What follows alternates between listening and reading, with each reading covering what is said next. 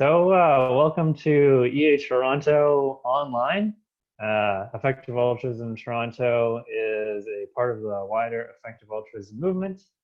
And what we do is we build a community of people who are going to work on the world's most important problems, which means very different things to different people. But usually that means we try to analyze the impact. We try to look for things we're particularly good at. We take in science, we take in openness, and we do the most good we can. If you're curious about that, you can Google Effective Altruism or head to the eatoronto.com website, eatoronto.com, to find out about our services and whatnot. One of our services is events, and we have lovely community members like you folks to attend and give events. So today we have our lovely Aaron Macbeth. He's a very close friend of mine, and he's going to be talking about psychedelics today. He's got a pretty extensive experience in running safe, legal psychedelic interventions, as well as just staying up to date with the research on psychedelics and how it has a very high potential as a cause here, at least in my opinion, and probably in his opinion. High potential is a high impact cause area for some people to work on. So I'll now pass things over to Aaron to give a further introduction if he likes, and then dive into that presentation, which will probably go for about 20-25 minutes. We'll see. Okay, thanks, Aaron. All right. Yeah, thanks, Colin. Thanks for joining, everybody. Glad to see you all here. I like talking about this stuff, so it's nice to be able to talk to you all about it today. Like Colin said, I'm going to talk for probably 25, maybe 30 minutes. I'm not sure exactly how long this will go for. And then we can do Q&A after if you guys have questions, or just like have a discussion. So I do have some slides. I'm going to share my screen here.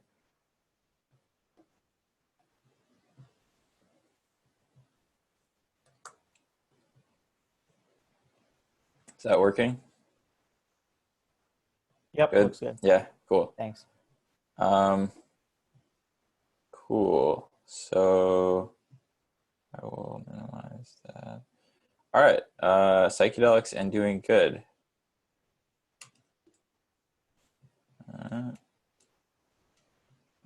Here's a brief overview of what we're going to cover. Going to talk about the Psychedelic Renaissance, which is kind of like the ongoing mainstreaming, you could say, of psychedelics into culture generally, particularly Western culture. Talk about research that's ongoing currently and that's kind of driving this renaissance forward. Talk about some efforts towards policy change that are happening. They're also part of this renaissance.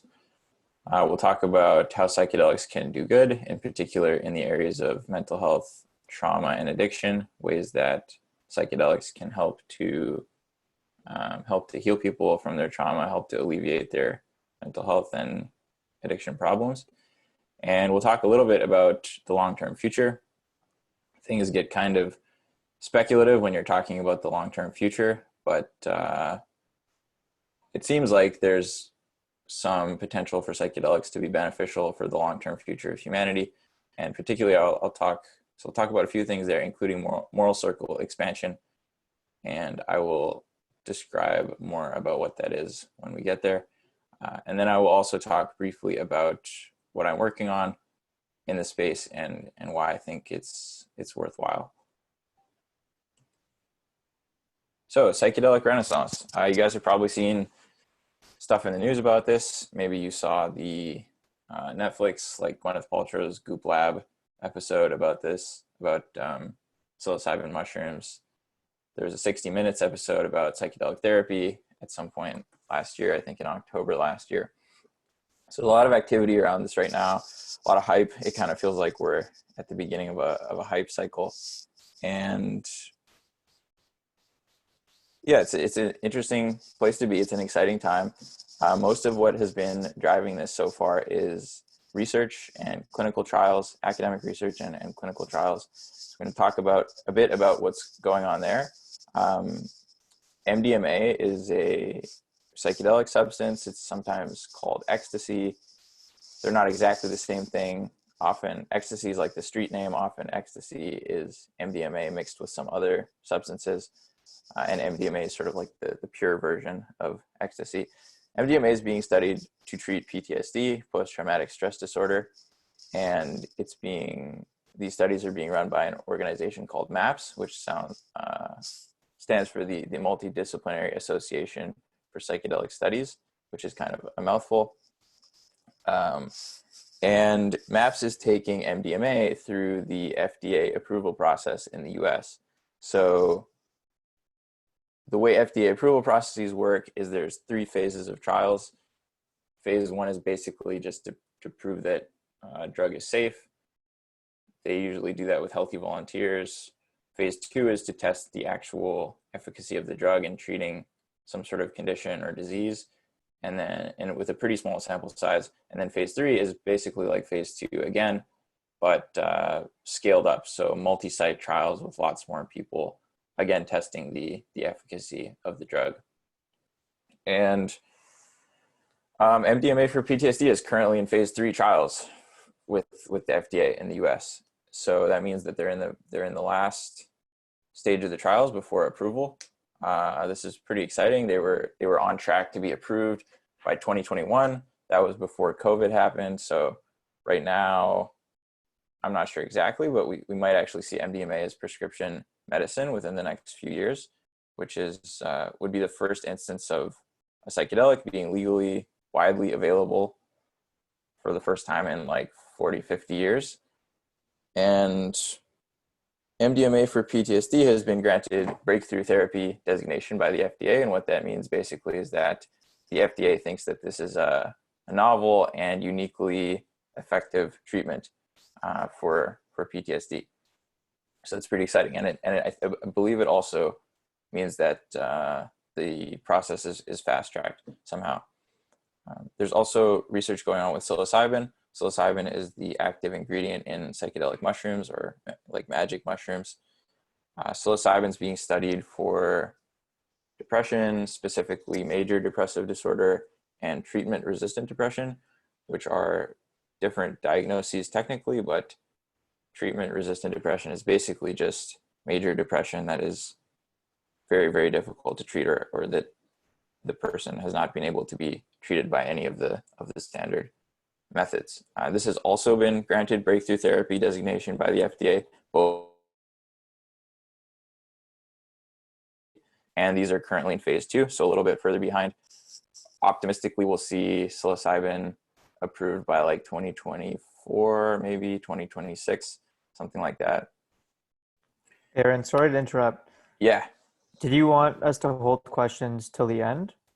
Yeah, preference? I think that would be good. Sorry about that. I'm just trying to see you here. Yeah, I think holding to the end would be good, or put them in the chat box as Colin said. Sounds good. Thanks. No problem. Can everyone hear me okay, by the way? Is this like working fine? Yeah, for me it is. Okay. I skipped this ahead there.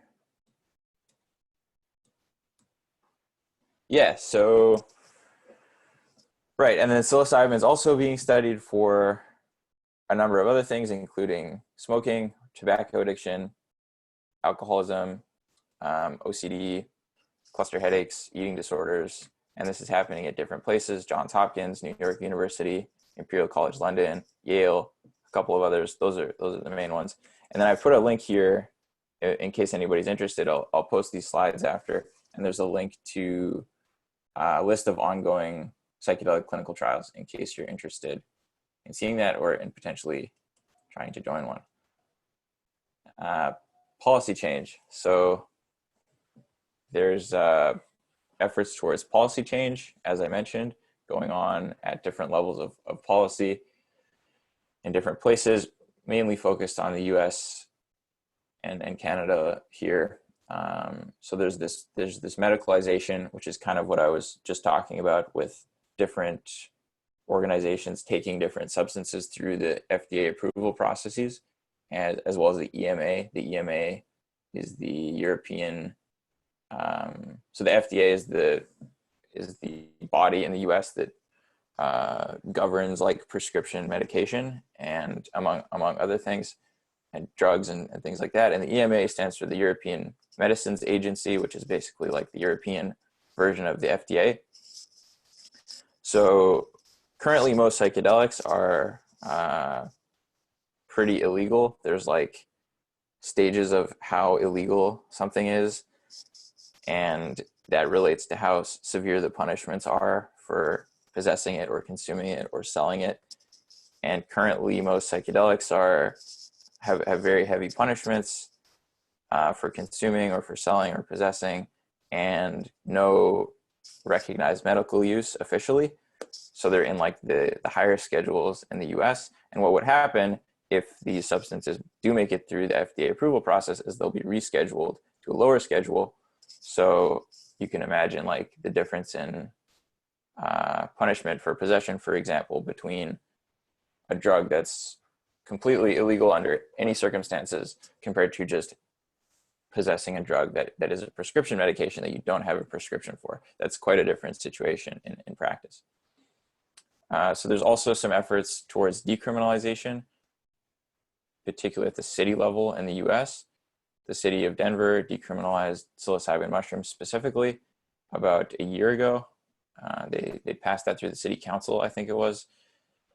And Oakland has decriminalized all psychoactive plant substances. So that would include psilocybin mushrooms.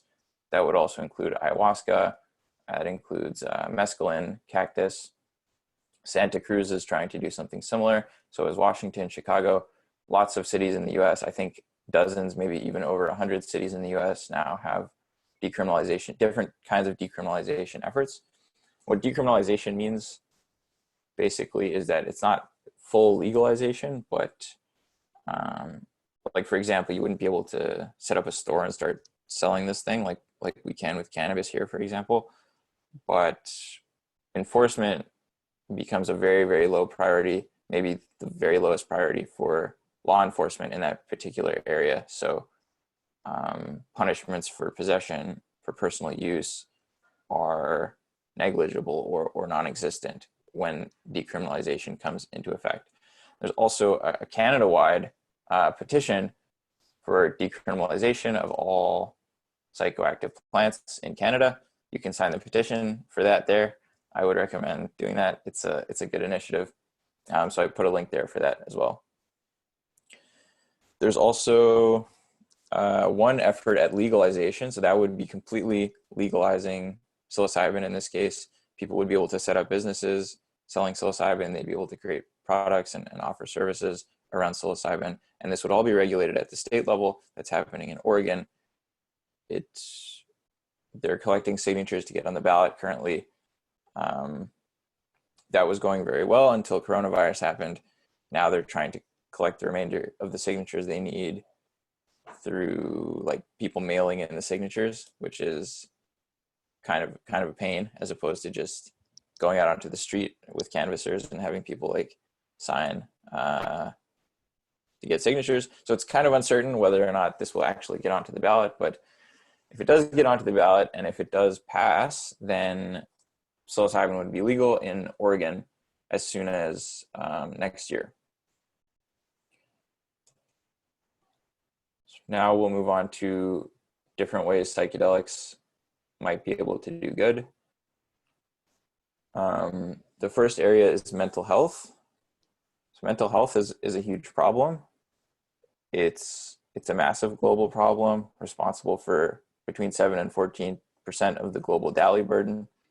DALY stands for disability adjusted life year, which is kind of a measure of like the burden of disease or like the burden of harm. There's been some work in EA around mental health as a cause area, particularly by a guy named Michael Plant, who is a philosophy PhD at Oxford in the UK. And he's written some posts and done research around mental health, the importance of mental health as a cause area. for effective altruism. And so I've linked to one of his forum posts here in case anybody is interested. I would recommend taking a look at that. So for research into mental health, there's some studies on psilocybin in terminal cancer patients, actually. So people who have cancer and have a diagnosis, terminal diagnosis, and they know that they're going to die. And researchers gave these people psilocybin to help with their end-of-life anxiety, their existential distress. And as you can see here, the results were pretty impressive and kind of unprecedented, actually. 60 to 80% of people showed clinically significant reductions in their anxiety and depression after 6 months. These are people, again, who know they're going to die. They're kind of like struggling with their mortality and their impending death. So this was pretty interesting. These papers came out around 2016, I think, 2015, 16, and that was big news, I guess. It was a inflection point for this space. There's also been research around psilocybin for treatment-resistant depression. So as I mentioned, treatment-resistant depression is kind of like very severe depression that conventional treatments haven't worked for. In this particular study, they took patients who were depressed for years or decades and nothing worked for them. They tried therapy, they tried antidepressants. Another eligibility criteria for this study in particular was that the person had to have tried at least 2 courses of 2 different antidepressant medications within this particular period of depression and have them not have worked. And that was criteria for them to be accepted into this study. And then the results, again, kind of crazy. A small sample size here, small sample size in most of these early trials. 8 of the 12 patients achieved complete remission at 1 week, so no more depression at all. And 7 patients continued to meet criteria for response, 50% reduction in BDI, which is a measurement of depression, after 3 months, with 5 of them still in complete remission. So again, pretty impressive results here. Small sample sizes. The other ones with cancer patients, I think, had about 80 people in each of those 2 studies, so bigger than this one, but still relatively small overall. Yeah, and as I mentioned, MDMA is being taken through the FDA for post-traumatic stress disorder by MAPS. End up with a lot of acronyms here with MDMA and PTSD and MAPS, but they're the furthest ahead to bringing one of these substances fully to the mainstream. And in the phase 2 trials, they had a 54% success rate. What do I mean by success here? I mean the person no longer qualified for a PTSD diagnosis. So basically cured their PTSD. And typically the study participants are veterans who've come back from war, or they're emergency responders, like emergency first responders, or they are victims of sexual assault. So people with very, very severe trauma. And MDMA for PTSD looks to be more effective than certainly than anything else that is currently out there, a lot more effective. Yeah, and then there hasn't been any research on this yet, but PTSD is basically like just a very, very severe kind of trauma. And so we can kind of infer if psychedelics are good for helping with PTSD, they might be good for treating trauma in general. And we know that trauma is quite harmful on a large scale. There's something called the Ace score, or the Ace Questionnaire, and Ace stands for Adverse Childhood Experience, or Adverse Childhood Experiences Questionnaire. And there's like a robust literature demonstrating that higher ACE scores basically lead to worse health outcomes later in life. Adverse childhood experiences measures trauma in childhood, basically, and this leads to worse health outcomes, mental health problems, depression, anxiety, suicidality, drug addiction, alcoholism, and not just those, but also physical health problems sometimes, heart disease, autoimmune disorders, different things like that. So it seems like helping to heal trauma in a more general sense, not just PTSD, could also be pretty impactful. There's also research ongoing to treat obsessive compulsive disorder, eating disorders, cluster headaches with psilocybin, and also some survey data showing that naturalistic psychedelic users, so what that means is people who've used psychedelics just out and about in their lives, not people who've done it in a research setting or in a clinical trial, but people who just use psychedelics have better long-term mental health outcomes, reduced suicidality, reduced psychological distress compared to the general population. And this was done with data from, I think, over 100,000 people in the US. So that seems to be pretty robust. Oh, and I should say also something I forgot to mention towards the beginning.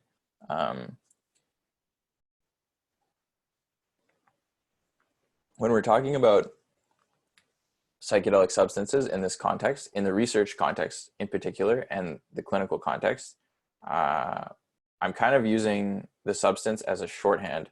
When I say MDMA, what I actually mean is MDMA-assisted psychotherapy. When I say psilocybin, what I actually mean is psilocybin-assisted psychotherapy. The way that these protocols work, again, this is in a clinical context, is that the psychedelic experience is coupled with psychotherapy, usually, basically always before and after. So it's usually several weeks before, several weeks after somebody is having sessions with, usually they do a team of 2 therapists, and then those therapists are present during the actual psychedelic experience as well. So that's an important thing to keep in mind with all of this, is it's not just like somebody's coming into the lab and they're giving them the substance and these are the amazing outcomes. It's that people are actually going through therapy sessions. They're addressing the specific issues that these interventions are trying to treat in the therapy sessions. Then they're having a psychedelic experience or experiences, and then they're integrating it with the same therapist over some weeks as well. Addiction, psychedelics seem to also be promising for treating addiction. Tobacco addiction, like mental health, is also a huge problem. 6% of all ill health globally is caused by tobacco addiction. That is more than HIV and malaria combined. This is estimated to be the largest cause of preventable death in the world by the WHO. 7 million deaths per year, loss of 140 million life years annually. And most of the burden here actually falls on lower and middle income countries, which arguably makes this problem worse. There's been some research, again, with psilocybin-assisted psychotherapy for smoking cessation.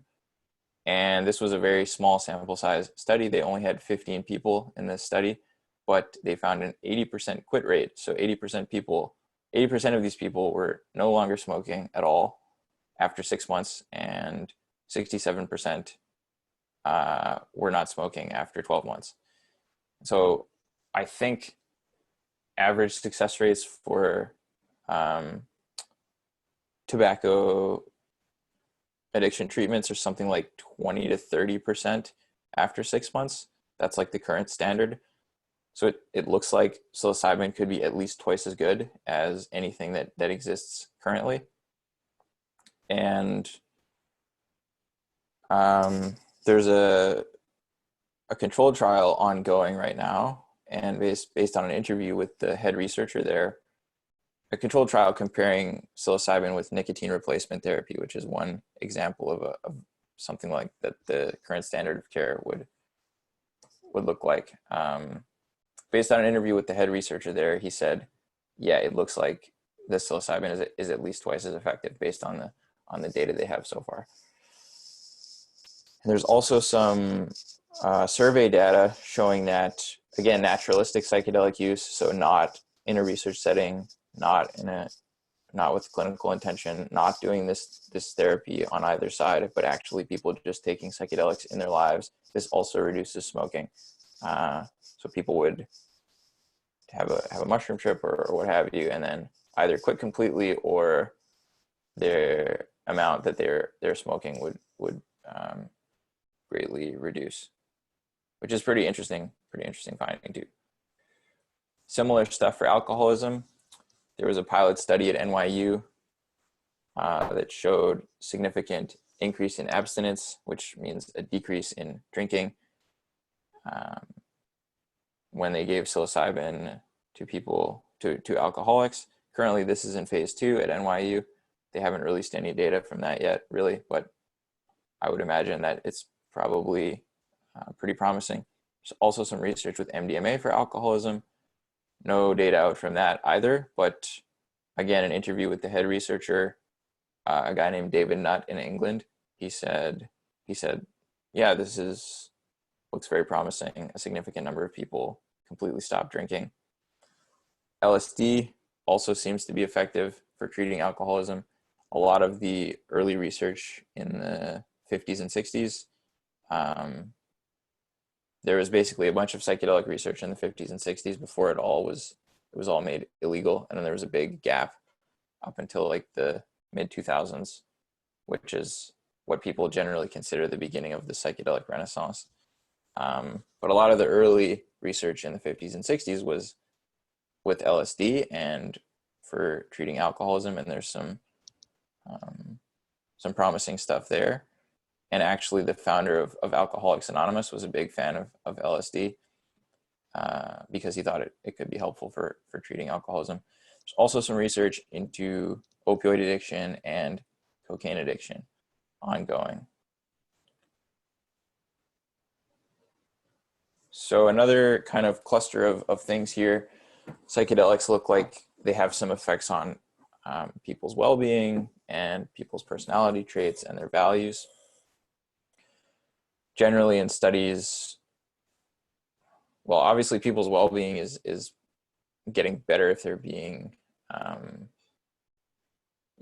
cured of their PTSD, or their depression is being alleviated or what have you. But studies with healthy volunteers, typically they find that after a psychedelic experience, people have a greater sense of well-being. There was one finding that showed an increase in Big Five trait openness. And this is really interesting because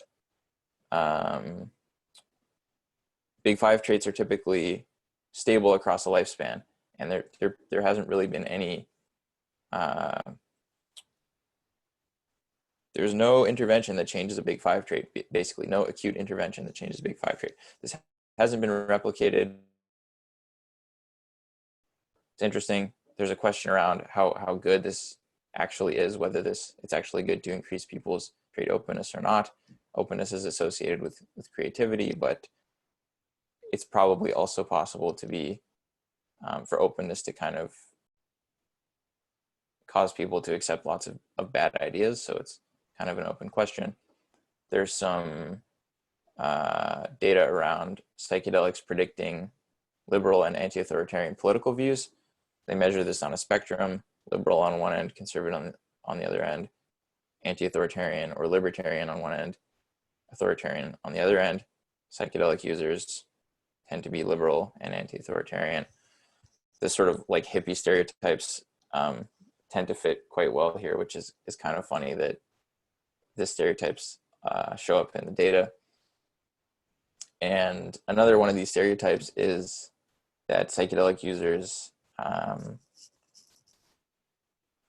have more nature relatedness, which is basically how much somebody feels that they're sort of identifies with the natural world, or feels that the natural world is a part of themselves, that they're a part of the natural world. And this manifests in actually caring more for the environment behaviorally. So pro-environmental behavior like recycling, buying more sustainable products, using less water, less energy, and things like that. And there's also a strong connection between nature relatedness and well-being.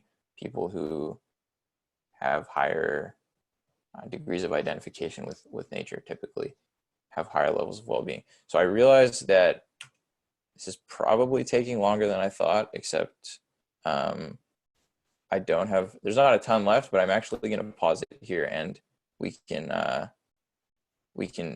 take any questions now, just because I feel like I've been talking for a while. Sweet. Yeah, so I encourage people to put questions in the chat box as a way to just share your questions with other people, see what's going on. And then I will encourage people to ask their questions, basically. So a few already came up for me. So I'm tempted to like jump in with those now if no one else is putting anything in the chat. And yeah, once you've asked your question, we can have like a little discussion to see how that goes. Yeah, so I guess I'll kick things off, which is I see like a lot of this framing around psychedelics as like looking at the benefits. And I imagine a lot of people are worried about like the harms and like why these drugs are criminalized in the first place. So could you give us a sense of like what are the most like severe harms that psychedelics cause, and how likely are these harms? And then how can they be mitigated, like if they're particularly likely? Yeah, for sure. Yeah, definitely not. Psychedelics are definitely not without risk, which is important to consider.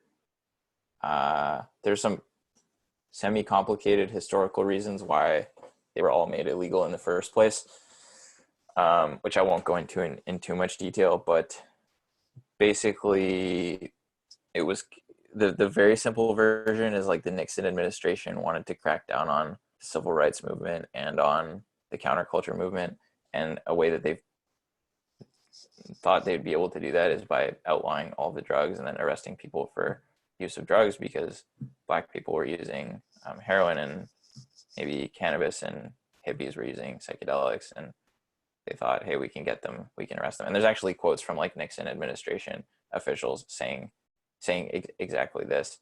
So that's kind of like the nutshell version of and then so that happened in the US, and then the rest of the world kind of follows the US on these things for the most part. Certainly they did back in the 70s. So that's kind of the nutshell version of why it's all been banned for such a long time. Risks. So physiologically, psilocybin and LSD are super safe. I think they don't even know what the lethal dose would be, like, because it's so high. It hasn't even been discovered. You could eat like whatever 50 grams of mushrooms and you'd be safe physiologically. You'd probably have a rough time, but there wouldn't be any harm to your health. MDMA is a little different. MDMA seems like it might have some neurotoxic effects if it's used many times, like 50 to 100 or more times, and especially if the doses are very high. So MDMA is a kind of a more of an open question. Physiologically, psilocybin and LSD very safe. Psychologically is probably where the real risks are. So people talk about set and setting as being the kind of, well, setting and dose, let's say, the main things to consider when thinking about using a psychedelic. And set meaning the mindset of the person who's going into the experience, setting being the physical setting, and the dose just being the amount of the substance. And these are the main things that, if done properly, will mitigate against potentially like challenging experiences, bad trips, some people call them. And yeah, it's non-trivial. Like, I think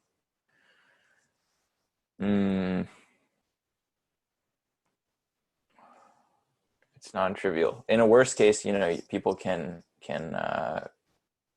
be re-traumatized on a psychedelic because their psychological sensitivity to stimuli is heightened so much.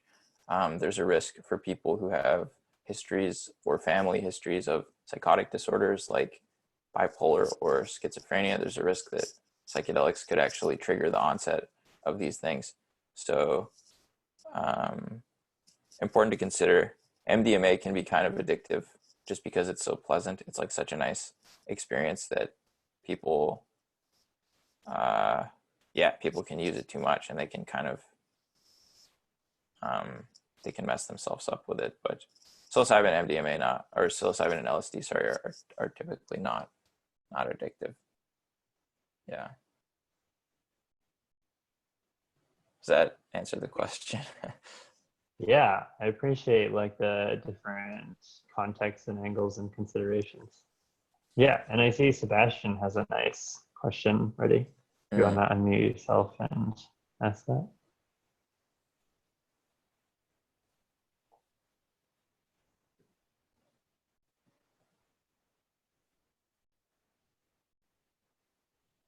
Nice. Can you hear me, Sebastian?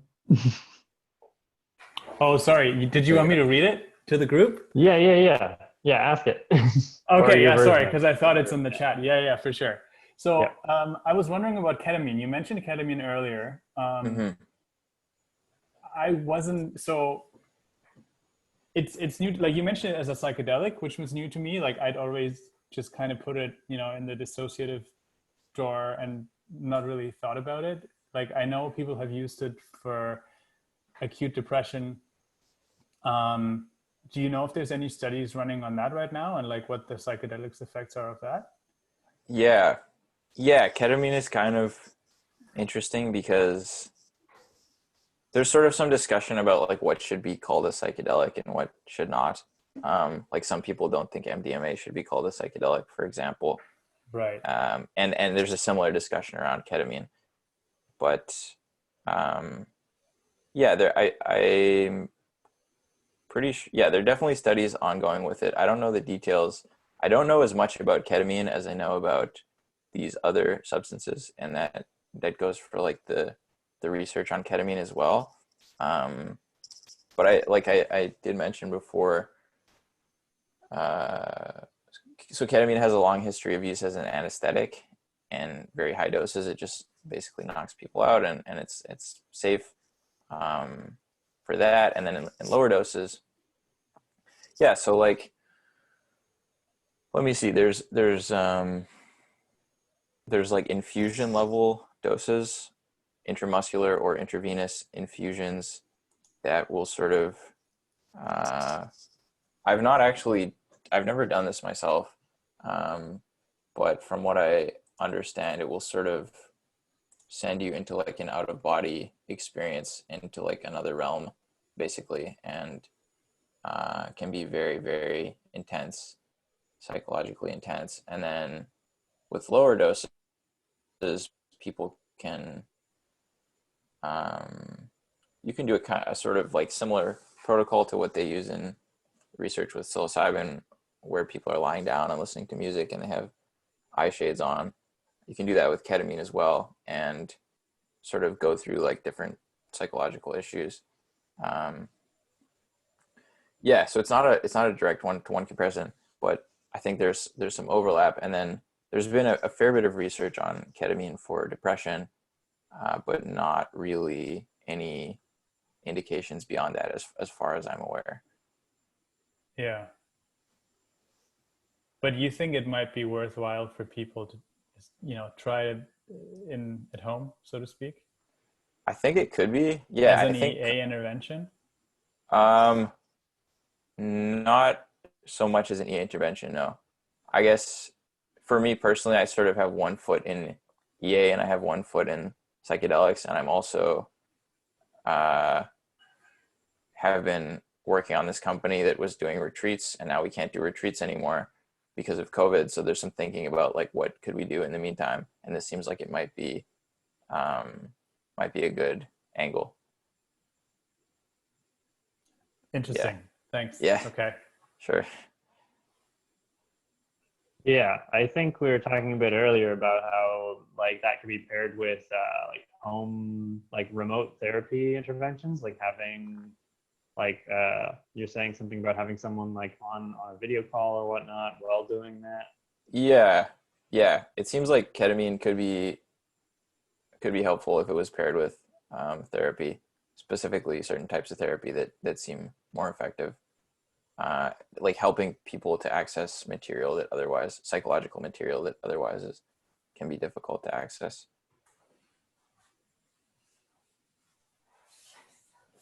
Cool. Any other questions particularly alive for people at the moment?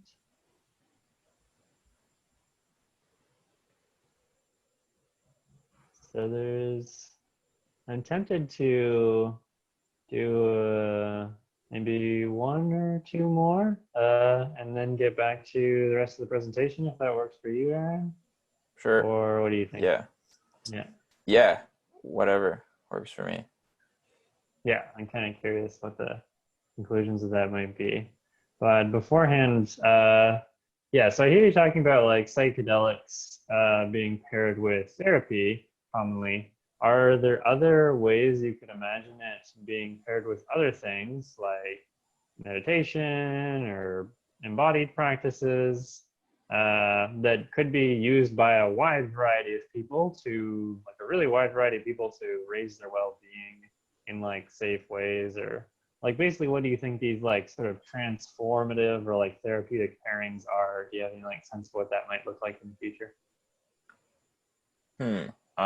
That's a good question. I think, yeah, certainly used in conjunction with meditation. There's a lot of people who do that. There's some research on that with experienced meditators in particular. And it seems like psychedelics and meditation have pretty synergistic effects.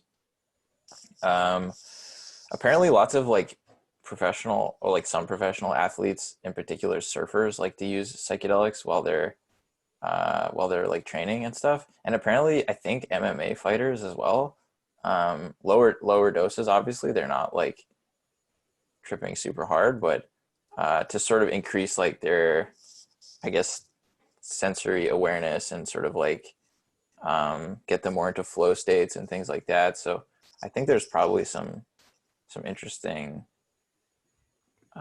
there's some interesting stuff there.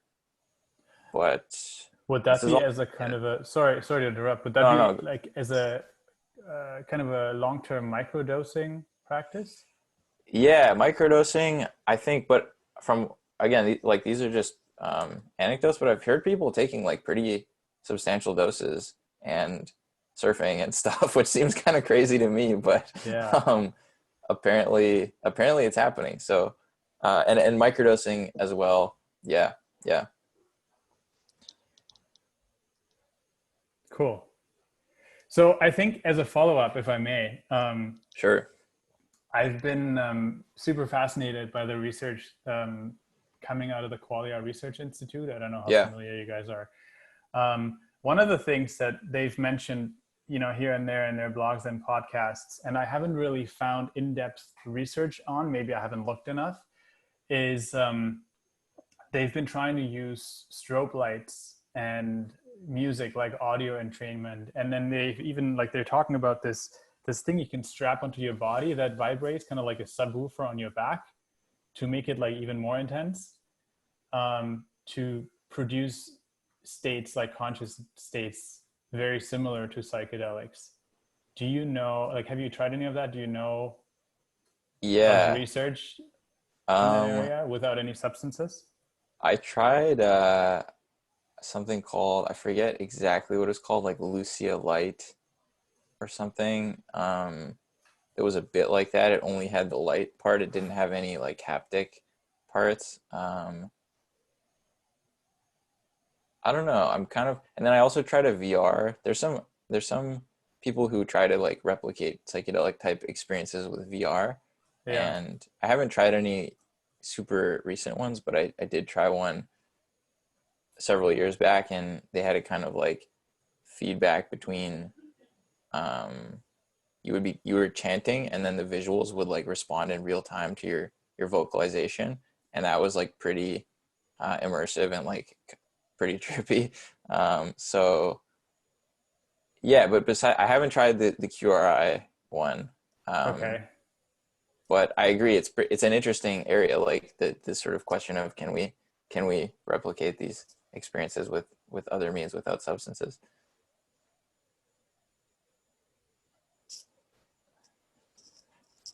Maybe, I don't Cool. know. Maybe. Yeah, nothing I've seen in person has come that close. But yeah, I'm open-minded about it for sure. Cool. Interesting. Great. If anybody has any more questions, feel free to just plug those into the chat. Otherwise, I suspect now might be a good Right. time to. Oh, yeah, we've Sure. got a really complex question. So Susan is talking about something called exploding head syndrome, which is not as bad as it sounds. Have you heard of this, Aaron? Any comments on this? I actually haven't. I'm reading it now. Hmm. I haven't heard of that.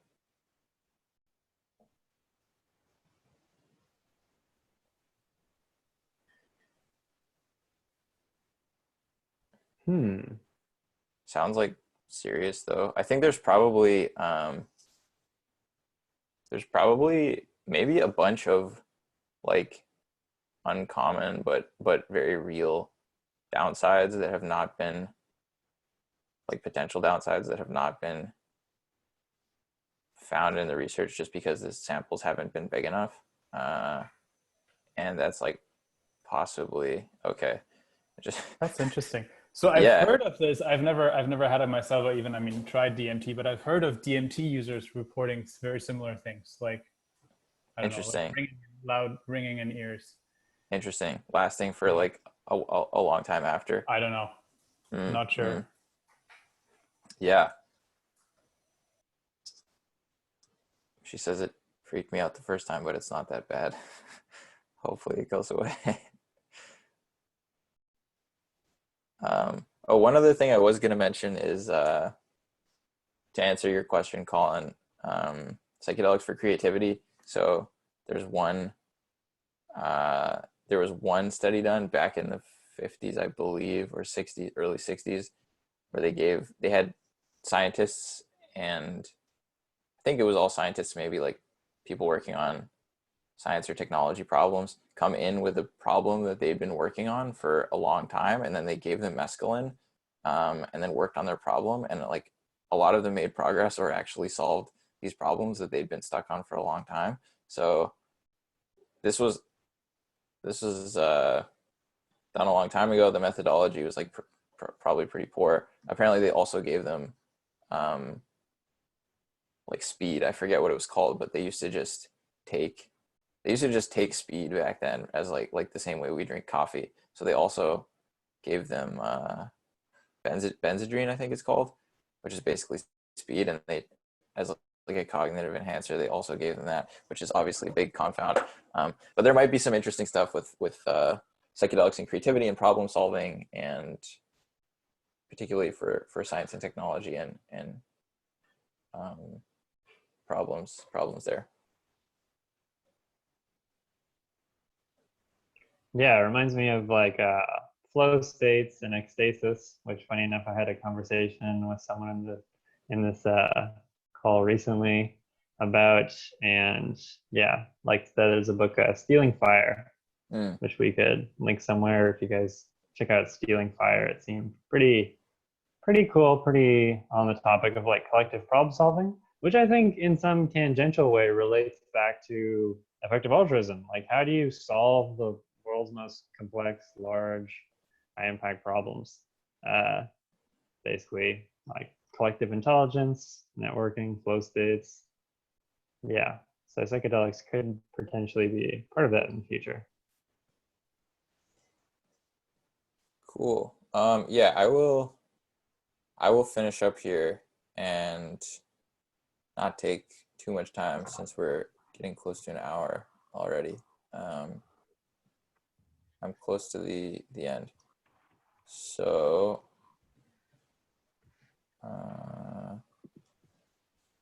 Yeah, so the long-term future, EAs tend to care a lot about the long-term future. Makes sense, probably makes sense to care about the long-term future.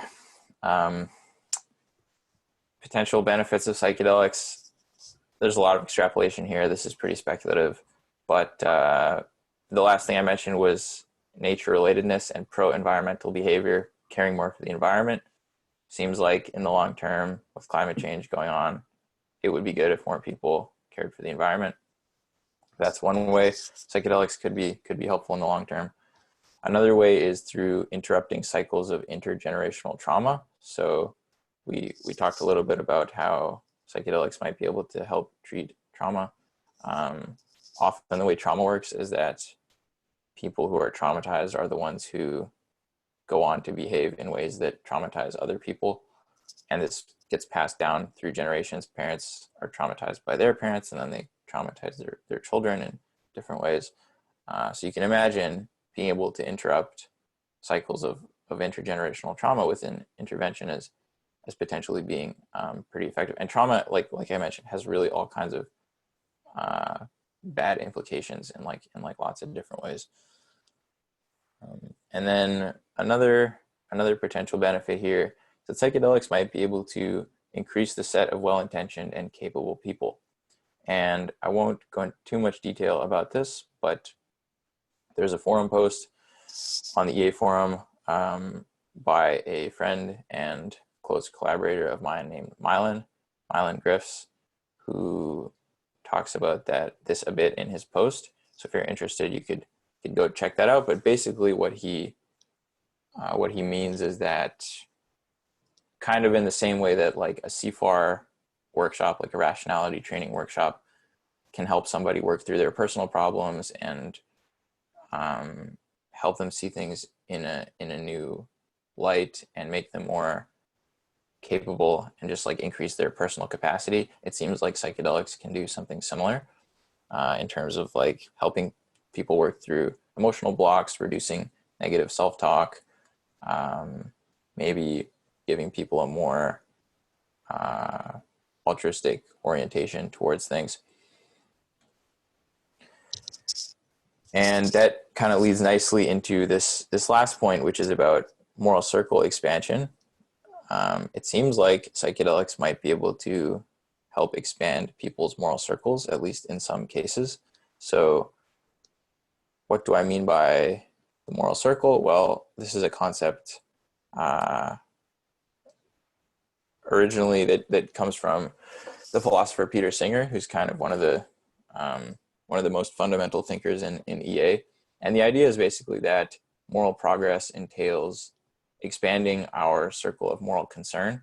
So you can imagine like oneself in the center of this circle, and then immediate family would be the next ring out, and then maybe extended family is out from that, and community is out from that, ethnicity perhaps out from that, and then the nation, the whole world. Then maybe we get into non-human animals and the natural environment, or people who don't exist currently but will exist in the future, depending on how you kind of divide these different layers up. And so it's kind of clear that, you know, having people caring more for others is a good thing. But in particular, in the long term, gets more and more important the more technology advances. And there's another guy named Daniel Schmachtenberger whose article I linked to here, and he kind of encapsulates this very succinctly by saying that rivalrous games plus exponential technology equals self-extinction of the species. And what he means by rivalrous games is basically interactions with competitive dynamics. So interactions that have a winner and a loser, like games on a political level, on a social level, on a personal level. Religions are kind of like competing against one another in rivalrous games in some sense. So when you combine this with the exponential growth, exponential technological growth, technology getting more and more advanced, faster and faster all the time, eventually the species will become extinct, because if you get to the point where technology is so advanced that every single person on the planet has the capacity to destroy the whole world, or kill everyone else, you can imagine like somebody being able to create a virus like COVID, for example, but let's say much more deadly, like an airborne deadly virus, and somebody could just create this in their garage, maybe in 50 years or less. That's like not such a far-flung possibility. All it takes is one person who wants to do that, and then we're all dead. So in that sense, getting to a place where there are not people who want to destroy the world seems like a good place to kind of angle towards, and expanding the moral circle is one way to make that more likely. How might psychedelics actually do this? This hasn't been studied very much. I think a number of people have kind of intuitions towards this. It hasn't been studied at all. People have intuitions towards this. One mechanism, which is actually proposed by a guy named Andres Gomez Emilson, who is the head researcher at QRI, the organization that Sebastian was referencing in the kind of interim, Quality Research Institute. He has this idea that, well, he's written about this idea that psychedelics can change a person's sense of personal identity by altering their propositional and ontological qualia. What does that mean? Well, by propositional qualia, he means the way our beliefs and reasonings about the world feel. By ontological qualia, he means the way our beliefs about the nature of reality, ourselves, and consciousness feel. So psychedelics can change these things. Psychedelics can change sort of our emotions and our perceptions. That's more of like a surface level. But psychedelics can actually change these very deep things, and those lead to a change in our sense of personal identity. In particular, a movement from closed individualism to open individualism. What I mean by that is these are descriptors of like ways of conceiving one's sense of self, let's say. So closed individualism is the kind of standard sense of self. You start existing when you're born. You stop existing when you die. You're like a separate autonomous individual navigating, going around in a world filled with other separate autonomous individuals. Open individualism is the view that there's only one subject of experience and that it's universal, meaning it's everybody all the time. And that might sound kind of crazy, but it's actually a pretty common experience with psychedelics. Seems like it might be like a feature, not a bug, of the psychedelic experience. So that's one way in which,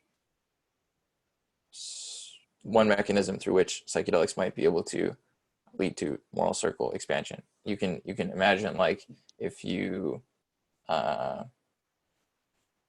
really believe that the other is identical to the self, and the self is identical to the other, then it's kind of clear how that would have implications, moral implications for behavior. There's a bit of evidence on this, although it hasn't been studied directly. So there is some survey data showing that psychedelic users care more for others than users of other illicit substances, meaning like other illegal drugs, and users of no drugs. This was a cross-cultural study surveying people in Israel and people in Australia. And volunteers in some of the Johns Hopkins research were rated by friends and family after their psychedelic experiences behaving more altruistically. This was just in a local context. Patients for treatment-resistant depression at Imperial College London, there was a study done where they interviewed these people after the experience, and they talked about feeling like a greater sense of connection to themselves, but also connection to others, connection to the world around them, connection to the natural world, and also more acceptance. And these are just a couple of quotes from that paper. So they said the sense of connection, meaning the one that people started feeling after the experience, to people often extended to strangers, such as shop assistants, people on trains and in the street. Many patients described how the sense of connection seemed to spread wider, a deep connection to everyone. 4 patients described having powerful insights about the European refugee crisis. This was back when, this was I think 2017, when that was very topical during the dose, which was unexpected and uncharacteristic for them. Some others reported becoming more concerned about global issues in the months after their treatment. So again, this hasn't been studied directly, but it seems like there might be something pointing towards moral circle expansion. Last slide. What am I doing? I've been working in this space for, I guess, a couple of years, like full time, but this has kind of been a thread for me since I was a teenager. And I started a company called Atman a year and a half ago. The main thing we've been doing is running legal psilocybin retreats in Jamaica. Turns out that psilocybin mushrooms are legal in Jamaica. So we have groups of people who come down and can have safe and legal psychedelic experiences there. We have facilitators who are trained and experienced in facilitating these kinds of experiences to come down and help people navigate. And we have a whole kind of retreat schedule and stuff. And I put a link there as well if anybody's interested in taking a look at that. So this helps people directly, sometimes quite a lot. We've had people tell us that this is coming on the retreat, the experience is among the most meaningful experiences of their lives, similar to what people say in psychedelic research. People have, still feel benefits months after. We've had people come back on retreats because they had such good experiences the first time. Helping people directly, this helps to mainstream psychedelics in quite a small way, but often we're introducing people to their first experience, and assuming it's a good one, they go back to their family, they go back to their community, and there's another person in the world who's kind of more open to this stuff. And then also these retreats help to build the groundwork for further development in the future. We're learning a ton of stuff, actually physically taking people through these experiences, and we can kind of like test different formats and work with different facilitators and see what works well and see what doesn't. So just learning a ton of stuff about actually what makes for good psychedelic experiences. And there's a lot of learning there to be done. A potential future direction for this is practitioner training. So there's going to be a really big need for psychedelic therapists once this stuff all becomes mainstream. This is pretty well recognized. It's just like a bottleneck in the space, basically. There's suddenly going to be tons of people who have access, and there won't be enough trained therapists, trained facilitators. And so that's something we're having conversations about, contributing towards with different organizations. And then there's this ketamine thing, which I mentioned earlier, potentially being able to do some sort of remote ketamine assisted therapy with people while COVID is happening. And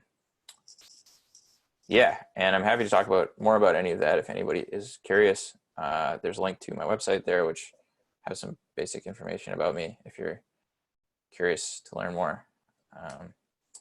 That's the end. Thank you for listening.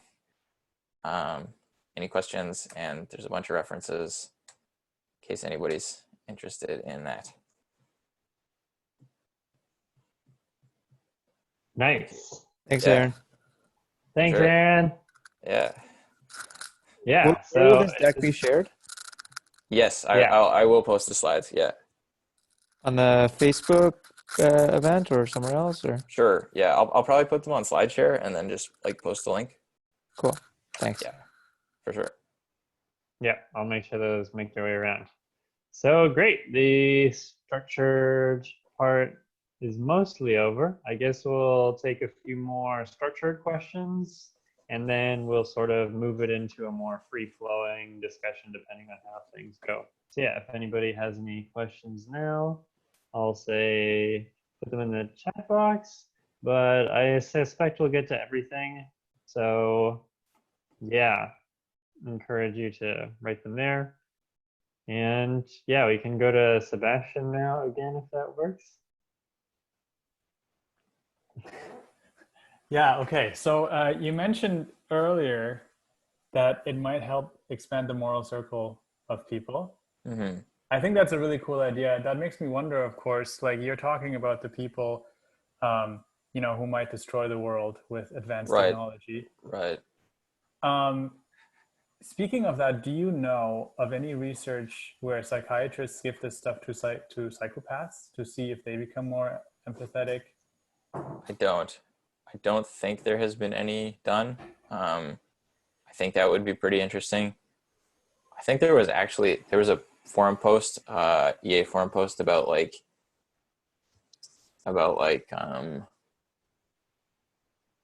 stopping very harmful individuals or something as like a intervention, or like dictators and people like that who do tons of damage. And I think there was some discussion about this in the comment section, about psychedelics. And I think that the argument was sort of that this probably wouldn't work for people who don't have any compassion or like moral sense to begin with.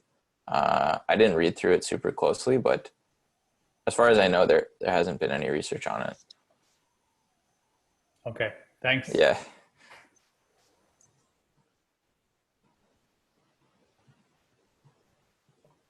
Cool.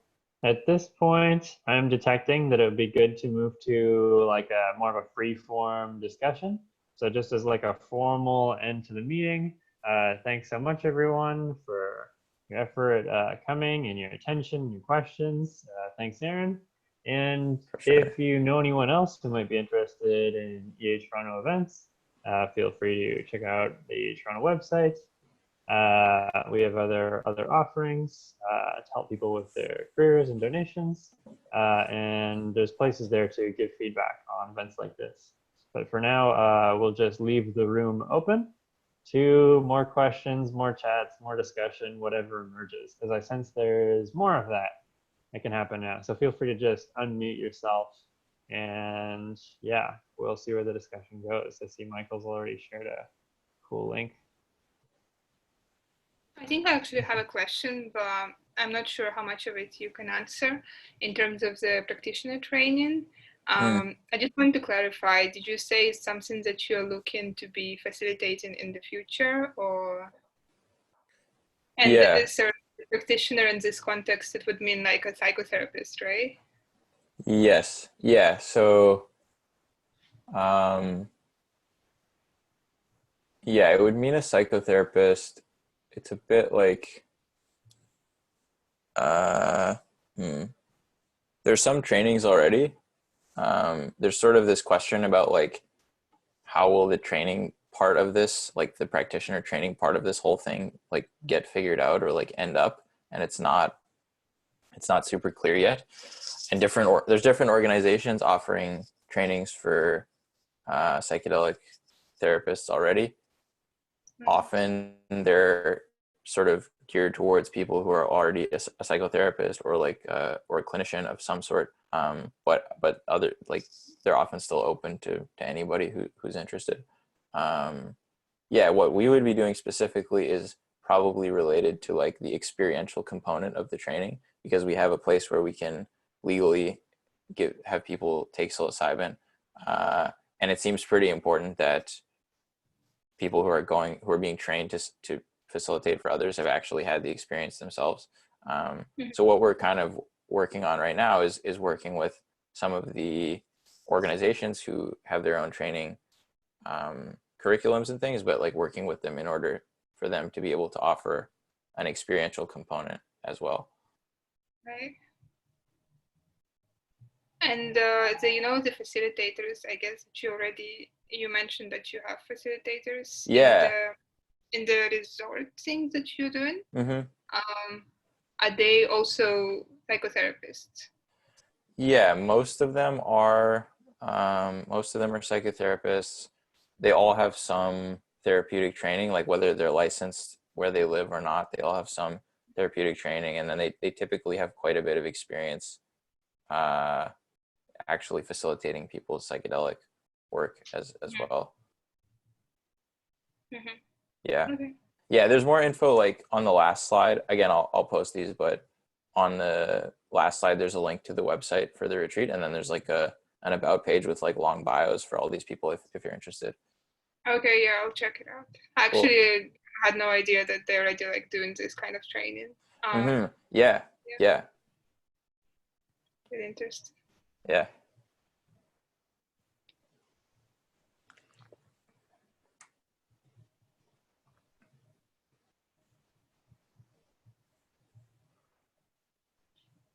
Cool. Another throwback question that I had earlier in the conversation, that's sort of like bubbling under the surface, in my opinion, which is like, to what degree do you think psychedelics are ever going to be fully unregulated? Is this something where there'll always be a sort of like therapist or advisory, or like where do you see the curve going in terms of decriminalization and legalization, and that for at least some societies? Like, do you think the world will become Jamaica, basically? Yeah, that's a good question. All other substances are regulated in Jamaica. It's just mushrooms that are not.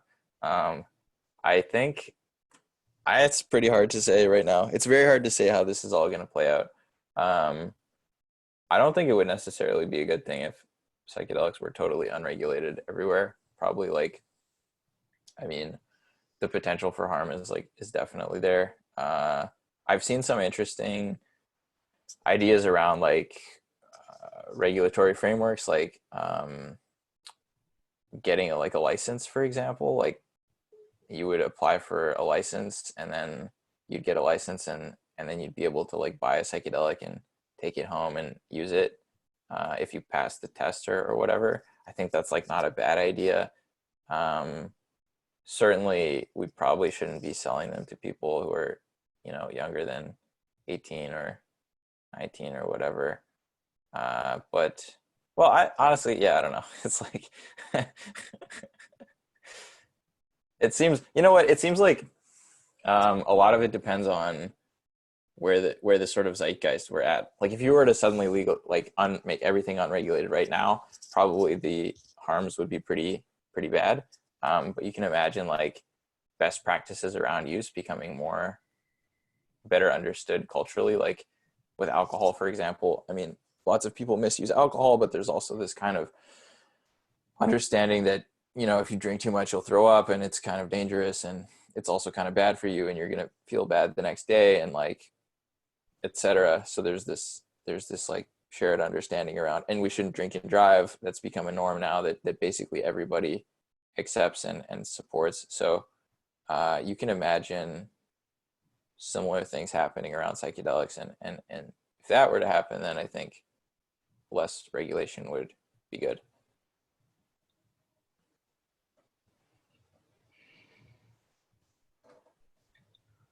I had a similar question. Sure. So earlier you said something about now the demand is like going up and then there's not enough like practitioners in the space to supply all that. So I wonder like what is the trajectory of the space right now, and like where is all this extra demand coming from, and where do you see like it going in the future? Like should we be trying to buy psychedelic stocks or something like weed? Yeah, that's a good question. So let me see. So if these things are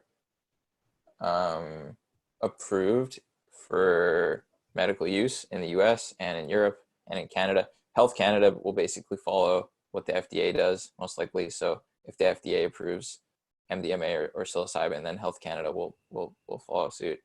So if that happens, then it'll be like a prescription medicine.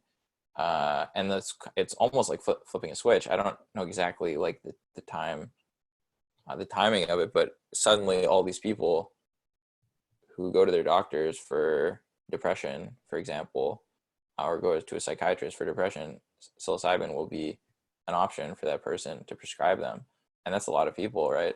And probably the way this will work, well, it's this is kind of up in the air, but probably the way this will work is like the doctor would refer somebody to a psilocybin clinic, say, or like a psychedelic clinic, and then they would go for a course of treatment, which would involve the therapy and the psilocybin. So that's one way that suddenly the demand is gonna massively increase. And then, yeah, that's probably the main thing. And then there's this question around like the ballot initiative in Oregon. If psilocybin becomes legalized in Oregon, then there will be, well, everybody in Oregon would be able to take it legally. So that would be it too. What about just in general, like for the retreats and stuff? Because recently I've been seeing all these like TED Talks, where actually there was this banned TED Talk, I think, on psychedelics, but then someone uploaded on YouTube, I think like a few months ago. It has like millions of views. So I'm wondering, are there retreats like demand going up? Yes. It was like there was a couple of oh, I got some echo there. Sorry. Yeah, I just heard my own voice and it was like very strange. Yeah, the retreats, there's been a couple of inflection points. Like I think I mentioned there was a 60 Minutes episode on psychedelic therapy. And in particular, there's this Netflix show called The Goop Lab, which you guys might have seen. Yeah, so this is like Gwyneth Paltrow's Netflix show, and the very first episode, the crew, some of the crew of her show go to Jamaica and take psilocybin mushrooms, and literally what I'm doing is like a retreat of psilocybin mushrooms in Jamaica. And so after that happened, there was just this huge influx of interest. Like I think we got several hundred applications in like a few days. Yeah, and then CNBC actually wrote an article about this and linked to our retreat in the article, and there was like more traffic from that. So it's definitely been increasing over time.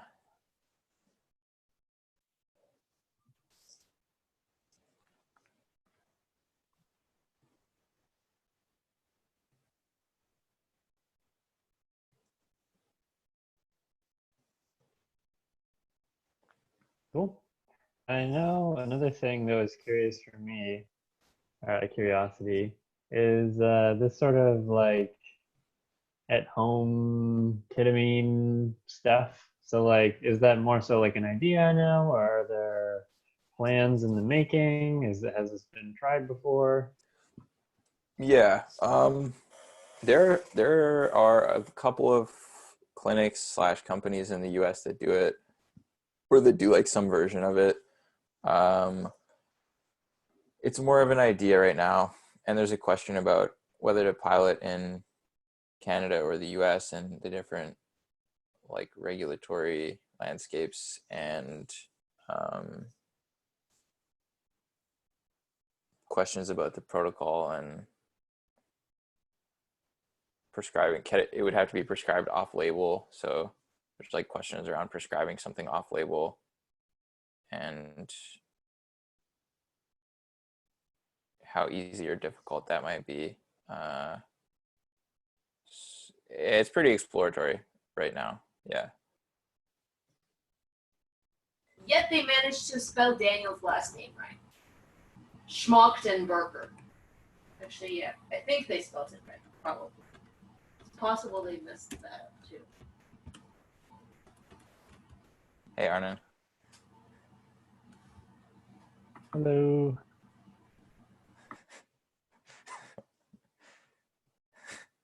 Sounded like